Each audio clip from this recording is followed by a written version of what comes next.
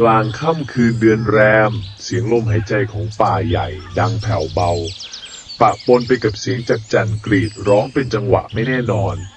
ป่าเงียบกว่าทุกคืนที่เคยเป็นเหมือนกับมันกำลังกลั้นลมหายใจเพื่อเฝ้ามองบางสิ่งที่แฝงอยู่ในความมืดพงไพรด้านทิศเหนือของหมู่บ้านดงครามคือเขตต้องห้ามที่ไม่มีใครกล้าย่างกลายเข้าไปเกินแนวไม้ใหญ่ชาวบ้านเล่าขานกันว่าหากใครก้าวล้ำเข้าไปในคืนเดือนดับจะไม่มีวันได้กลับออกมาเป็นคนอีกคนเฒ่าคนแก่บอกไว้เสือมันไม่กินคนหรอกถ้าคนนั้นไม่ผิดคำสาบานเสียงพรานชราผู้หนึ่งเอ่ยกลางวงไฟพรานผิวคล้ำหน้าเหี่ยวย่นเหมือนเปลือกไม้รอยแผลเก่าบนแขนเขาเป็นเหมือนเหรียญตราจากพงไพรเขาเคยอยู่ในดงครามมาครึ่งชีวิตและรอดกลับมาได้เพียงไม่กี่ครั้งชายหนุ่มในเครื่องแบบตำรวจมองเขาด้วยแววตานิ่งขรึมเขาคือร้อยตำรวจเอกอิฐสายสืบพิเศษที่เพิ่งเดินทางมาจากส่วนกลางเขามีหน้าที่สืบคดีฆาตกรรมในเขตหมู่บ้านชายป่าที่ถูกระบุว่าเป็นฝีมือสัตว์ป่าแต่ร่องรอยกลับแปลกประหลาดเกินกว่าเสือธรรมดาจะทำศพของชายวัยกลางคนถูกพบในป่าริมทางร่างกายถูกเฉือนเป็นทางยาวลึกกรงเล็บใหญ่ขนาดเกือบครึ่งศอกฝังลึกลงบนหน้าอกจนเห็นกระดูกซี่โครงแต่แปลกที่ไม่มีรอยฟันหรือร่องรอยการกินอีกศพหนึ่งซึ่งเพิ่งพบเมื่อ2 วันก่อนเป็นพรานหนุ่มในหมู่บ้านเดียวกันร่างถูกฉีกออกเป็น2 ท่อนลากทิ้งไว้ในลำธารราวกับถูกโชยเห็นโดยจงใจทุกศพมีสิ่งหนึ่งเหมือนกันไม่มีเสียงร้อง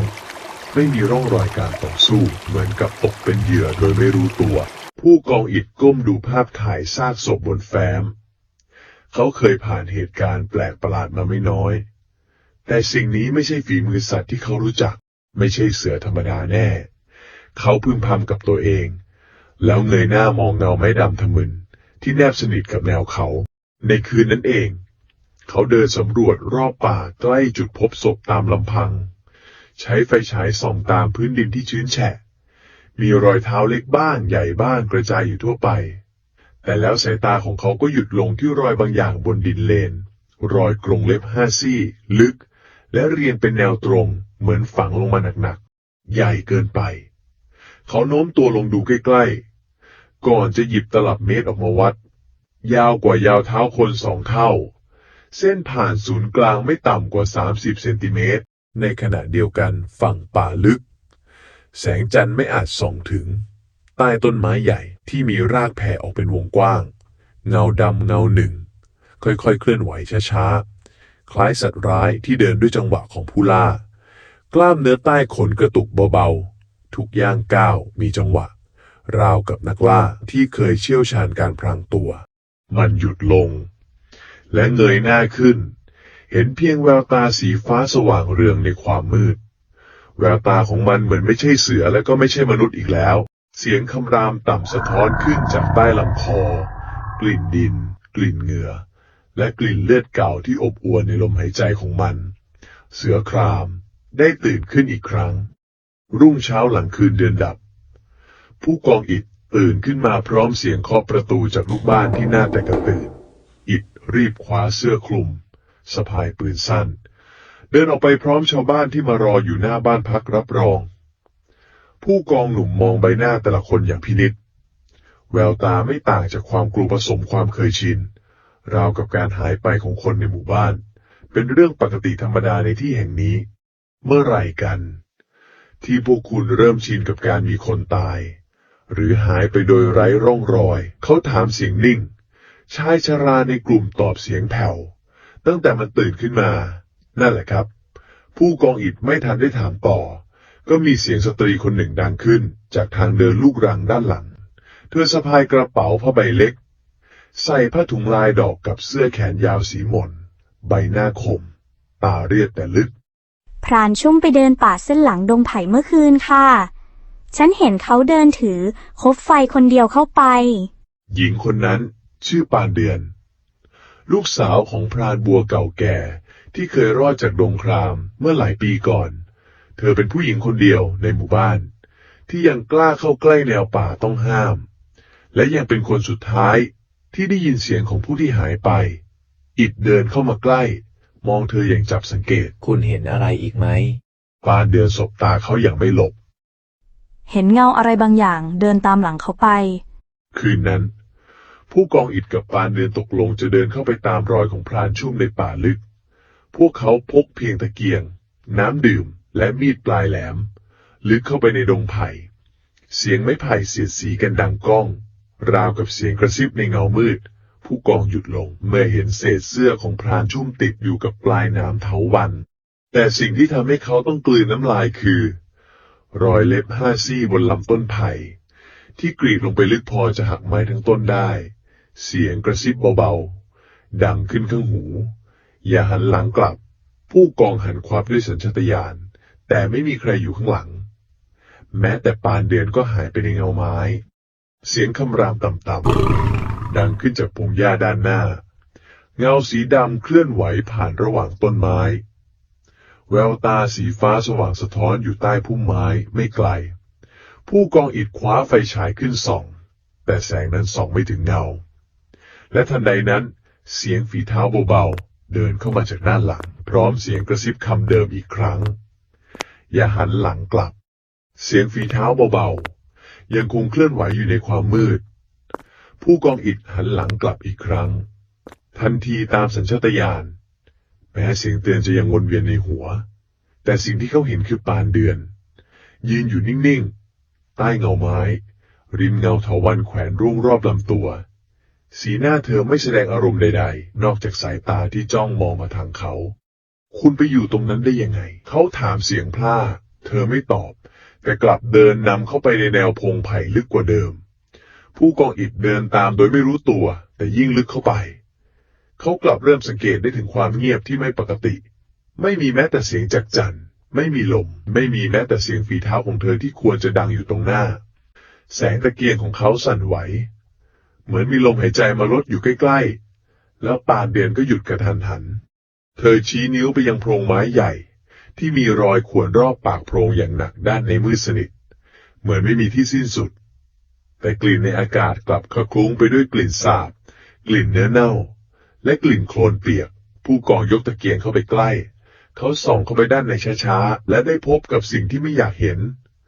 ศพพรานชุ่มถูกแขวนคออยู่ด้วยเถาวัลย์ทั้งเป็นร่างกายเต็มไปด้วยรอยเล็บรอยฟันและที่สำคัญดวงตาเบิกโพรงเหมือนจ้องมองบางอย่างในวินาทีสุดท้ายแต่ข้างศพมีบางอย่างที่สะดุดตา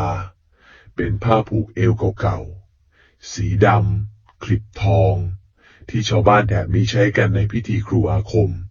นี่ไม่ใช่เสือธรรมดาแน่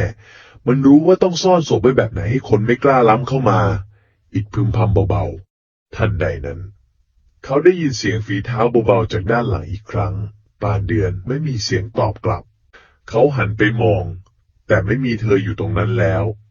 แทนที่คือชายร่างสูงในชุดผ้าฝ้ายดิบสีมนใบหน้าคมเข้มแต่ดวงตาสีฟ้าเรืองแสงในความมืดเขายืนอยู่นิ่งๆใต้ต้นไม้และหายใจช้าๆราวกับเป็นส่วนหนึ่งของป่าคุณคือผู้กองถามเสียงแหบคนที่เคยช่วยคุณไว้เมื่อ10 ปีก่อนในป่าทางใต้เขาตอบกลับด้วยเสียงแหบต่ำแต่มั่นคงอิดนิ่งไปชั่วขณะภาพความทรงจำพร่าเรือนผุดขึ้นมาภารกิจเมื่อ10 ปีก่อนเขาหลงอยู่ในป่าภาคใต้ถูกยิงบาดเจ็บสาหัสแล้วมีชายคนหนึ่งลากเขาออกมาจากเงาไม้ในคืนฝนตกเขาไม่เคยเห็นหน้าจำได้เพียงเสียงคำรามแผ่วๆของเสืออยู่ใกล้หู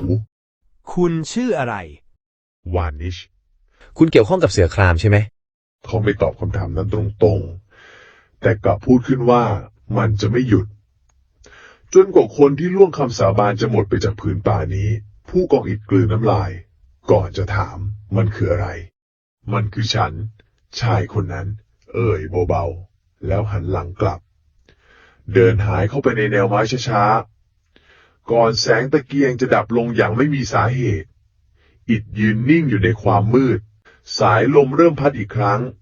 กลิ่นสาบเสือคละคลุ้งและเสียงคำรามเบาๆก็ดังขึ้นจากใต้ดินพร้อมแววตาสีฟ้าคู่นั้นที่เฝ้ามองเขาอยู่เสือครามไม่ใช่ตำนานหลังจากเหตุการณ์กลางป่าในคืนนั้น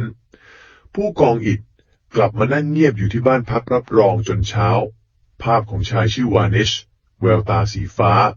และคำพูดสุดท้ายยังคงดังก้องในหัวมันคือฉันเขาเริ่มเชื่ออย่างไม่เต็มใจว่าสิ่งที่ตามล่าผู้คนในป่านี้อาจไม่ใช่สัตว์ป่าทั่วไปแต่เป็นสิ่งที่ถูกสร้างขึ้นหรือคำสาปเช้าวันนั้นเองปานเดือนก็มาหาเขาพร้อมกับขอพาไปพบปู่คำผู้เฒ่าประจำหมู่บ้านซึ่งเป็นอดีตหมอยาและครูอาคมคนสุดท้ายที่ยังรอดอยู่จากยุคของเสือหลวงบ้านของปู่คำอยู่ลึกเข้าไปในป่าหลังหมู่บ้านขึ้นบันไดไม้กรอบเสียงดังเอียดๆกลางบ้านเงียบสงบมีเพียงกลิ่นใบยาและถุงผ้าขาวผูกติดอยู่ตามคือชายชราในชุดผ้าขาวเก่าๆนั่งนิ่งอยู่กลางบ้านใบหน้าของเขาราวกับไม้แก่ลมหายใจสม่ำเสมอแต่แฝงอำนาจเงียบๆเขามาแล้วใช่ไหมคนที่เสือครามเลือกไว้ปู่คำเอ่ยขึ้นโดยไม่ลืมตาผู้กองอิฐรู้สึกเหมือนมีอะไรบางอย่างจุกอยู่ในอกเขาค่อยๆนั่งลงตรงหน้าอย่างสุภาพผมไม่ได้เชื่อในเรื่องอาคมแต่สิ่งที่ผมเห็นเมื่อคืนมันไม่ใช่เรื่องธรรมดาแน่ปู่คำหัวเราะในลำคอเบาๆก่อนจะเลื่อนกระดานไม้มาไว้ตรงกลางแล้วหยิบถุงใบหนึ่งมาโปรยสมุนไพรแห้งลงไปกลิ่นขมเข้าจมูกทันทีเจ้ารู้จักวิชาเสือหลวงไหมมันไม่ใช่แค่วิชาคงกระพันทั่วไปแต่เป็นศาสตร์ผูกพันจิตกับป่าเปลี่ยนใจคนให้กลายเป็นนักล่าเปลี่ยนเนื้อให้กลายเป็นเสือครามก็คือผลลัพธ์ของวิชานั้นอิฐขมวดคิ้วแน่นหมายความว่าเขาไม่ได้กลายร่างเพราะคำสาปแต่เพราะฝึกวิชาไม่ใช่ทุกคนจะทำได้วิชานี้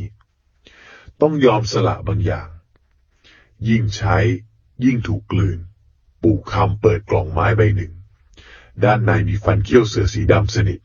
ฝังอยู่ในผงว่านแดงนี่คือฟันของผู้ที่เคยใช้วิชาแล้วถูกกลืนจนหมดมนุษย์ผู้กองอิฐหยิบมันขึ้นมา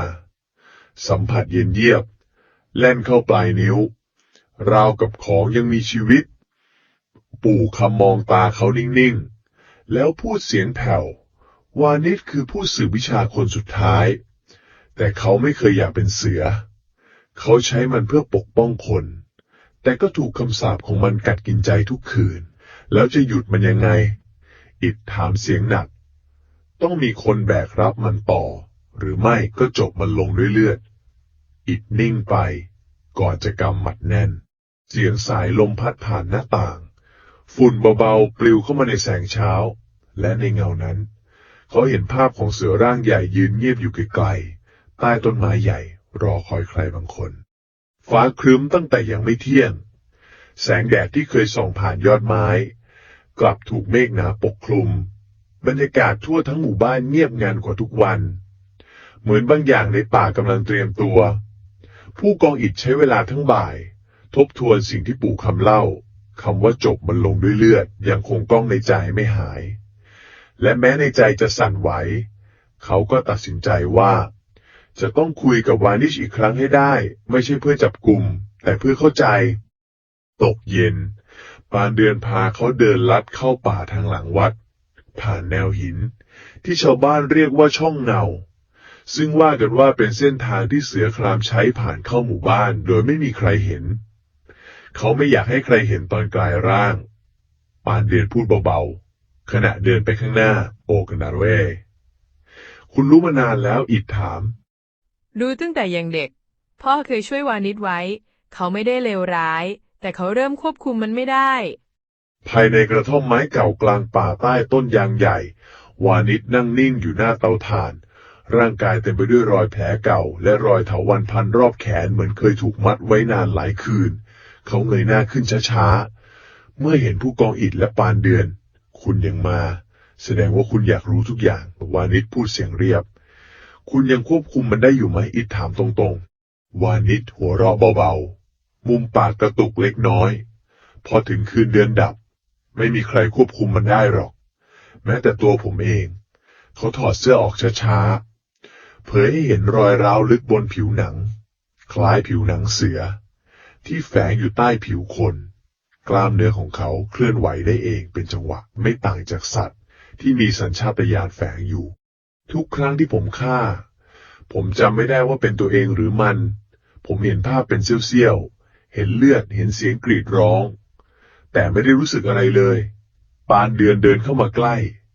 วางมือลงบนบ่าของวานิชฉัน เขาหลับตาลงช้าๆ แล้วพูดด้วยเสียงแผ่ว ผมไม่เคยอยากเป็นเสือ ผมแค่ต้องปกป้อง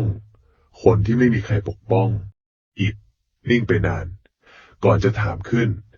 แล้วถ้าคนที่คุณปกป้องกลายเป็นเหยื่อของคุณเองล่ะ วานิชลืมตาขึ้น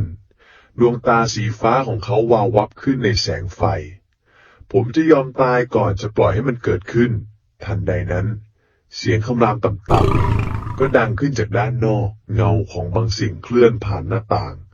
เร็วและเงียบผิดธรรมชาติ วานิชลุกขึ้นทันที ร่างกายเขาสั่น สันหลังขดแน่น เหงื่อเริ่มซึมตามขมับ มันมาแล้ว อะไรมา อิดถามเสียงเครียด อีกตนหนึ่ง คนที่ฝึกวิชาเดียวกัน แต่ไม่ได้หยุดตัวเองทัน เสียงฝีเท้าหนักๆกระแทกพื้นป่า ใกล้เข้ามาเรื่อยๆ กลิ่นสาบ กลิ่นโคลน และกลิ่นเลือดลอยเข้ามาในอากาศ วานิชหันมามองอิดอีกครั้ง คืนนี้คุณจะได้เห็นว่าคนที่กลายเป็นเสือ มันเป็นยังไงจริงๆ เขาหยิบเขี้ยวเสือดำเส้นหนึ่งที่คล้องคอออกมา บีบมันแน่น และทันใดนั้น กล้ามเนื้อของเขาก็เริ่มบิดเบี้ยว หนังเริ่มขยาย เส้นเลือดลุกพอง เสียงคำรามดังกึกก้องไปทั่วทั้งป่าคนกำลังกลายเป็นเสือ แสงไฟจากเตาถ่าน ดับวูบในพริบตา เหลือเพียงแสงสลัวจากตะเกียงน้ำมันที่สั่นไหวตามแรงลม เสียงกระดูกบิดขยับของวานิชานดังอย่างน่าขนลุก ทุกการขยับเหมือนร่างของเขากำลังฉีกขาด เพื่อเปลี่ยนรูปร่าง เส้นขนสีเข้ม ทะลุผิวหนังออกมาทีละช่อ ห่มยาว งอกแทนปลายนิ้ว ผู้กองอิฐถอยหลังไปจนชิดผนัง เขายกปืนขึ้นตามสัญชาตญาณ แต่มือกลับสั่นเกินกว่าจะเหนี่ยวไก ไม่ยิงหรอก ปานเดือนพูดเบาๆ คุณรู้ว่าเขาไม่ใช่สัตว์ เสียงคำรามต่ำดังก้องไปทั่วทั้งกระท่อม ร่างของวานิชสูงใหญ่ขึ้น กล้ามเนื้อบิดขยายเป็นสัดส่วนของสัตว์นักล่า ดวงตาสีฟ้าเรืองแสงคู่นั้น เปล่งประกายกลางความมืด เสือครามปรากฏตัวอย่างสมบูรณ์ ทันใดนั้น เงาดำขนาดใหญ่พุ่งเข้าชนฝาผนังไม้ด้านข้างกระท่อม จนกระดานแตกกระจาย กลิ่นสาบแรงจัดจนจุกอก และเสียงหอบหนักดังจากรอบด้าน มันมาแล้ว เสืออีกตัวที่วานิชพูดถึง ไม่มีคำพูด ไม่มีการขู่ มันกระโจนเข้าหาเสือครามทันทีทั้งสองปะทะกันกลางกระท่อมอย่างดุเดือด เศษไม้ กระเบื้อง และขี้เถ้ากระจายเต็มพื้น เสืออีกตัวหนึ่ง มีขนาดใหญ่กว่าเล็กน้อย แต่ดวงตาแดงฉาน ขนเป็นริ้วรอยคล้ายถูกไฟเผาในอดีต แววตาของมันเต็มไปด้วยความคลั่ง ไร้สติและความเจ็บปวด ผู้กองอิฐกับปานเดือนรีบหลบออกจากกระท่อมในจังหวะที่ผนังพังทั้งแถบ ร่างของเสือทั้งสองทะลุกระเด็นออกมาแล้ว กลับเข้าสู้กันท่ามกลางสายฝนที่เพิ่งเริ่มตกโปรยลงมา เสียงคำรามประสานเสียงฟ้าร้องและกลิ่นเลือด เริ่มลอยฟุ้งในอากาศ ผู้กองอิฐมองภาพเบื้องหน้าด้วยหัวใจเต้นแรง มันไม่ใช่แค่การต่อสู้ของสัตว์ แต่มันคือการต่อสู้ของสองจิตวิญญาณ หนึ่งพยายามควบคุม อีกหนึ่งปล่อยให้ทุกอย่างถูกเผาผลาญไปกับไฟในใจ แล้วเขาก็เห็นมัน ดวงตาของวานิชในร่างเสือคราม เหลือบมองมาทางเขา เพียงเสี้ยววินาที สายตานั้นไม่ใช่ของสัตว์ มันคือสายตาของมนุษย์ที่ยังไม่ยอมแพ้ เสียงคำรามสุดท้ายดังลั่นป่า เสือทั้งสองแยกจากกันด้วยแรงเหวี่ยง วานิชสุดตัวลงกลางดินโคลนหอบหายใจแรง เลือดไหลจากปากและไหล่ซ้าย อีกตัวหนึ่งถอยกลับเข้าพงไม้ด้วยความเร็วสูง เหมือนมันยังไม่อยากจบในคืนนี้ ปานเดือนรีบวิ่งเข้าไปประคองวานิชที่เริ่มคืนร่าง เนื้อหนังบิดกลับจนแทบทนไม่ไหว แต่เขายังยิ้มได้เล็กน้อย ฉันยังเป็นคนอยู่ใช่ไหม ผู้กองอิฐเดินเข้ามาใกล้ มองเขานิ่งๆ ก่อนจะคุกเข่าลงช้าๆ คุณกำลังสู้ แค่นั้นก็เพียงพอแล้ว เขาเงยหน้ามองแนวป่า แสงฟ้าแลบวาบหนึ่งสาดผ่านไม้สูงแววตาแดงฉานของอีกเสือหนึ่งยังคงมองกลับมาหลังจากค่ำคืนที่เสียงคำรามสะเทือนทั้งแนวป่าชาวบ้านหลายคนอ้างว่าเห็นเงาสัตว์ขนาดใหญ่กระโจนผ่านหลังคาเรือนไปอย่างรวดเร็วเด็กเล็กเริ่มฝันร้ายหมาในหมู่บ้านเห่าหอนไม่หยุดตลอดคืนรุ่งเช้าหลวงพ่อวัดป่าออกมาปรารภกับผู้ใหญ่บ้านว่าถึงเวลาต้องชำระเงาเป็นคำเปรียบที่คนเฒ่ารู้ทันทีว่าต้องมีการล่าครั้งใหญ่ผู้ใหญ่บ้านประสานกำนันและพรานในหมู่บ้านก่อตั้งกองล่าชั่วคราวขึ้นมาโดยมีเป้าหมายคือเสือคลั่งที่ทุกคนเชื่อว่าคือเหตุแห่งความตายติดต่อกันหลายเดือนผู้กองอิฐคัดค้านเล็กน้อยแต่ก็ไม่ได้ขัดขวางเต็มตัวเพราะรู้ว่าหากห้ามชาวบ้านจะยิ่งกลัวเขาจึงเลือกขอร่วมทีมไปด้วยโดยเสนอว่าเขาจะเป็นคนลั่นไกเองหากเจอเป้าหมายผมจะไม่ให้ใครตายเปล่าและผมจะไม่ยิงสิ่งที่ยังมีหัวใจของมนุษย์ปานเดือนไม่ได้พูดอะไรเพียงแต่นำเสบียงเครื่องยาสมุนไพรและมีดพกมาให้ผู้กองในเช้าวันออกเดินทางเธอมองเขานิ่งๆก่อนพูดเบาๆอย่าให้ความแค้นของใครบางคนเปลี่ยนคุณให้กลายเป็นนักล่าเส้นทางที่กองล่าใช้คือแนวป่าทางทิศตะวันตกเฉียงเหนือจุดที่พรานหลายคนเคยหายตัวไปเส้นทางเต็มไปด้วยเถาวัลย์หนาแน่นและรอยกรงเล็บขูดเป็นร่องบนต้นไม้เป็นระยะกลางป่าวันนั้นอากาศกลับเย็นผิดปกติหมอกบางลอยต่ำจนปิดเท้าเสียงฝีเท้าของคน10 กว่าชีวิตเงียบกว่าที่ควรจะเป็นคล้ายป่าไม่อยากให้มีใครเข้าใกล้เสียงนกเงียบลงเสียงลมเงียบลงแล้วจู่ๆหนึ่งในพรานก็หยุดเดินและชี้ไปยังรอยเลือดสดๆที่หยดเป็นทางบนใบไม้ผู้กองอิฐก้าวเข้าไปตรวจดูพบเศษผิวหนังชิ้นหนึ่งหลุดติดกับเปลือกไม้เป็นผิวหนังคล้ายมนุษย์แต่มีขนหยาบสีดำแซมเป็นริ้วเขากำลังหนีจากอะไรบางอย่างอิฐพูดเสียงแผ่วไม่ใช่แค่เราแน่แต่ก่อนที่ใครจะทันพูดอะไรเสียงปืนก็ดังขึ้นหลายนัดจากด้านหน้าเสียงกรีดร้องของพรานคนหนึ่งดังแว่วตามมาพร้อมเสียงฝีเท้าแตกกระจายมันโจมตีเราผู้กองอิฐวิ่งนำหน้าไป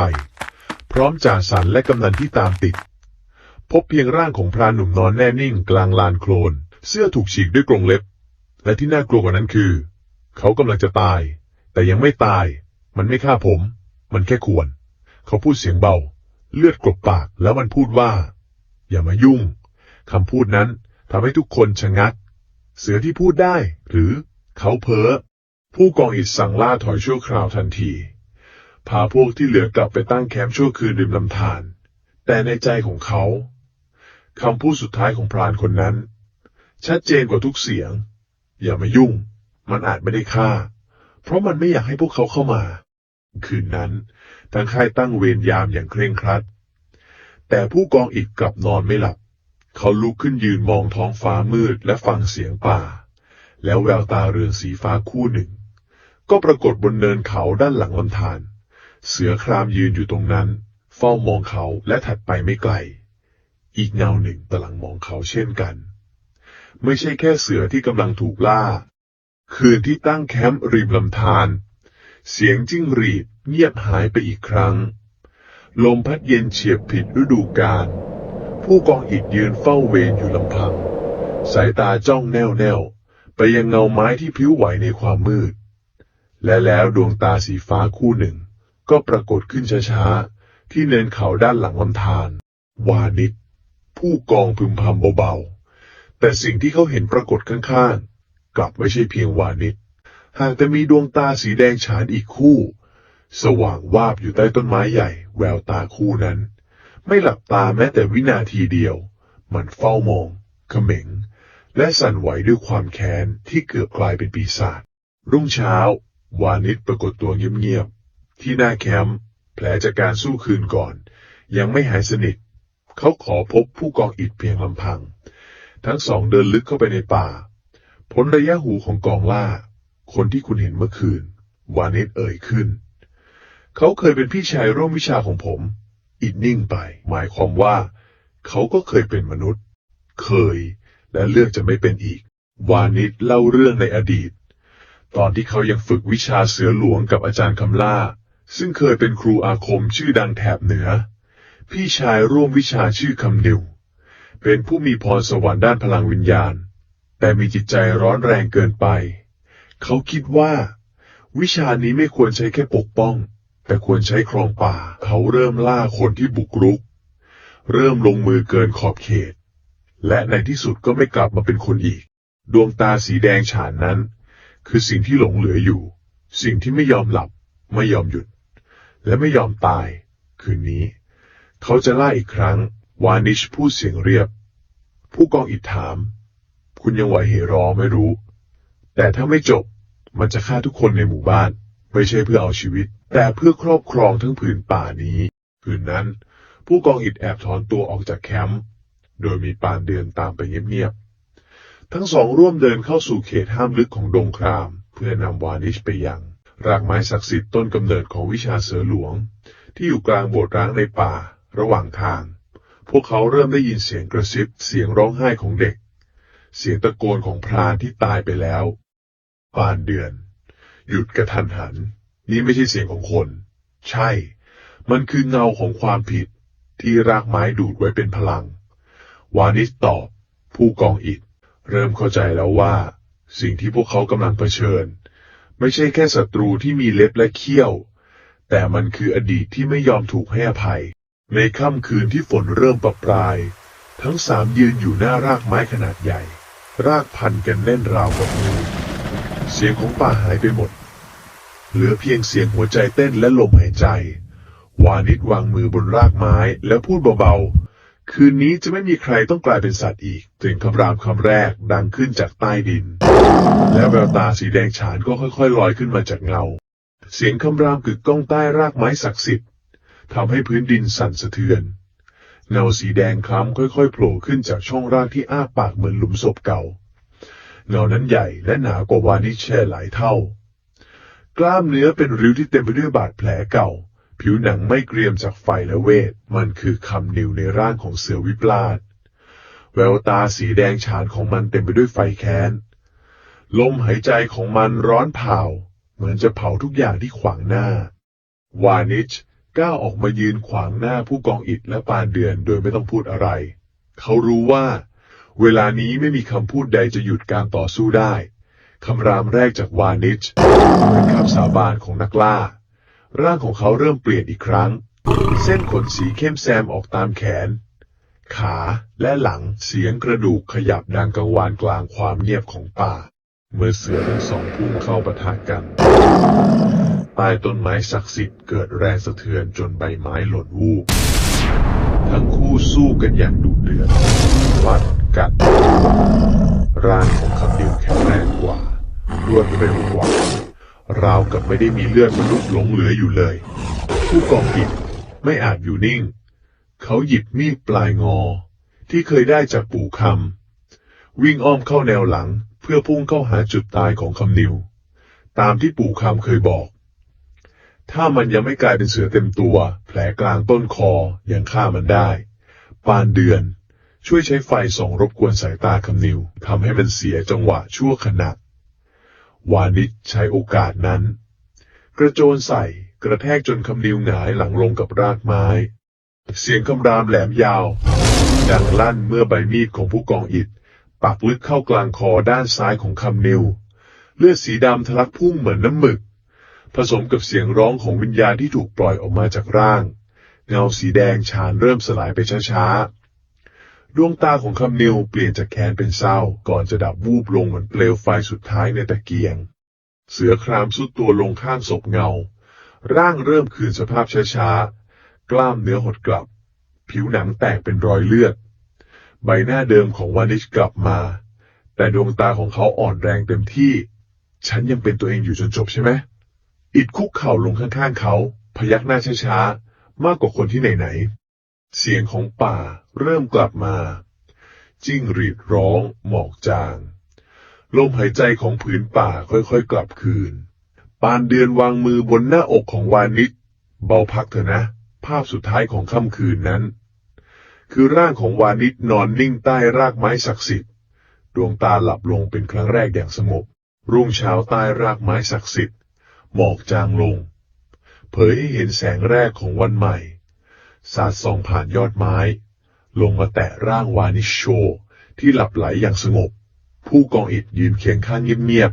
ๆพลางถอดหมวกวางไว้บนหน้าอกเป็นการเคารพสุดท้ายแก่ผู้ที่เคยแบกรับวิชาเพื่อปกป้องผืนป่าปานเดือนหลับตานิ่งก่อนเอ่ยเสียงเบาเขาไม่ได้จากไปเขาเพียงกลับคืนสู่ป่าณหมู่บ้านปลายป่าข่าวการสิ้นสุดของเสือเงาแพร่กระจายรวดเร็วชาวบ้านบางคนยังไม่เชื่อว่าทั้งหมดเป็นเรื่องจริงแต่ผู้ที่เคยเห็นแววตาสีฟ้าในความมืดต่างเงียบงันหลวงพ่อจากวัดป่าเดินนำกลุ่มชาวบ้านเข้าสู่โบสถ์ร้างกลางป่าอีกครั้งทำพิธีส่งดวงวิญญาณให้สงบพร้อมกับฝังเขี้ยวเสือครามที่ปู่คำเก็บไว้ใต้รากไม้เดิมเป็นสัญลักษณ์ว่าวิชานั้นจบสิ้นลงแล้วผู้กองอิฐยื่นหนังสือรายงานสรุปคดีให้กับสารวัตรใหญ่โดยไม่เอ่ยถึงเสือหรืออาคมสักคำเพราะเขารู้ดีว่าไม่มีคำในกฎหมายข้อไหนอธิบายสิ่งที่เกิดขึ้นได้คดีปิดแล้วเหหรือสารวัตรถามคดีใช่แต่ตำนานเพิ่งเริ่มต้นหลังเสร็จสิ้นหน้าที่อิฐเลือกขอลาพักราชการเขาเดินขึ้นเนินเขาเพียงลำพังอีกครั้งสวมเสื้อผ้าธรรมดามือถือกล้องถ่ายภาพเขาบอกทุกคนว่าอยากบันทึกธรรมชาติแต่ความจริงเขาอยากกลับไปฟังเสียงของป่ากลางค่ำคืนเดือนเพ็ญเขาเดินผ่านแนวต้นครามเก่าแล้วหยุดลงกลางลานโล่งเงยหน้ามองดาวและเงาเงียบๆดวงตาสีฟ้าที่ยังมองเขาอย่างสงบไม่ใช่เพื่อคุกคามอีกต่อไปแต่เพื่อเฝ้าดูเขายิ้มบางๆแล้วเอ่ยคำหนึ่งเบาๆขอบคุณนะวานิชเสียงคำรามแผ่วเบาดังอยู่ในลมหายใจของลำเนาไพรจากนั้นเงานั้นก็ค่อยๆหายลับไปในผืนป่าที่สงบลงอีกครั้งตำนานของเสือครามอาจจบลงแต่ป่ายังคงจดจำและผู้ที่เคยกลายเป็นเสือจะไม่มีวันถูกลืม